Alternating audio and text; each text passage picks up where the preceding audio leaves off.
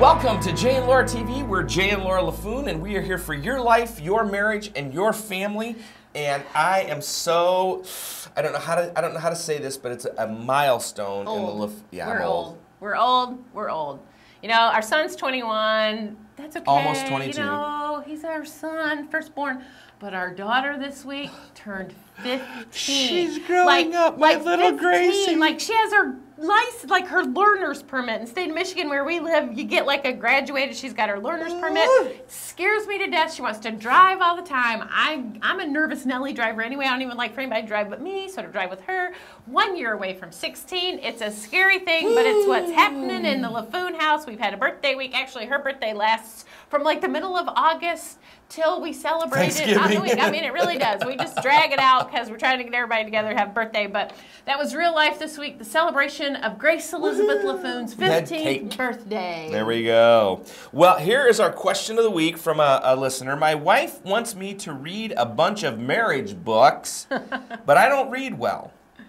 Common thing. Some people just don't read well. I don't read well. How can I learn to be a better husband without reading? Great question. Great question. And I would say this, you've got to learn from other people. If you don't read well, and so reading is a chore for you, then you've got to get into some relationships with men who can help you understand how to be a better husband. And obviously, from our perspective, one of the best ways to do that is through a small group. We have been in a small group since the mid-90s, okay? Over 15 years, we've been in a small group, and it gives you an opportunity to kind of see how crazy other people are and you realize got it so bad. Exactly. But get in a small group with some other guys.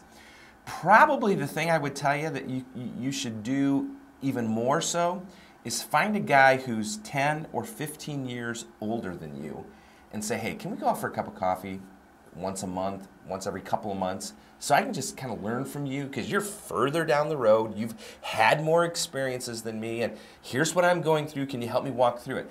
That's a great way for you to connect with another guy, which it is good, but then also learn how to be a better husband without reading. You know, we write books, but you know what? I get that there's a lot of guys out there that don't like to read. So, just because you don't like to read doesn't mean you can't improve. Do it by building relationships with men that will help you be a better husband. It's a good way to connect to. It's connecting with other married couples, other men, and really learning from them how to be a better husband or a better wife. Get in a group with women and other married couples as well. Novel concept. So anyway, marriage in the news. You know, there's a lot of information on the internet. You don't necessarily have to always be on a newspaper to learn about marriage in the news and find tips for your marriage. You can find them on different blogs, different Facebook pages. You can find all kinds of things. And this one I found this week is from a Facebook page. It's actually an organization in California called California Healthy Marriages. And this week is a Rockin' Marriage Bliss Tips. I just like the name of it. So here are some tips for making your marriage rock. And tips for romance during the school year. Very appropriate because, you know, kids go back to school, life gets crazy, things seem to get back into a normal routine, but there just doesn't seem to be time for romance. So here are some tips from California Healthy Marriages. Unplug. It's the first tip. Unplug. 1 hour a day.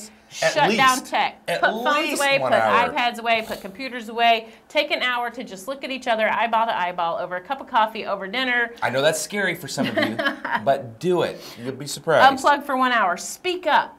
What that means is you got to plan it. Things just aren't going to happen spontaneously. You have to go, you know what? We need time with each other. Let's plan to do something. And then the third one is to have fun. Let each of you plan a date. We just hate to do that. This week is Jay's week to plan a date. Here's what we're going to do. Next week it's my time to plan a date. But plan it. Have fun. Stick to a schedule. Pick a regular time. We're going to date once a month. That's what we're going to do. Or we're going to date once a week. Or we're going to date once a quarter. You know what? Whenever you can fit it in, just date. Schedule it. Stick to the schedule, and then show affection. They in this blog they were talking about social scientists are showing that people need at least 3 touches of affection a day. 3 touches of affection. So what they're saying is, you know what, when you get up in the morning, make a purposeful attempt to show affection to your spouse. When you come home from work, if you both leave the house, then when you both come home from work, do like I'm doing right now. An attempt to be affectionate with your spouse. And then before you go to bed, again, make an attempt to be affectionate with your spouse. There you go. Tips from the California Healthy Marriages on rocking your marriage during the school year. Hey, we're Jay and Laura. I'm not letting him talk. We're Jay and Laura. We're here for your life, your marriage, and your family, and we'll see you next week.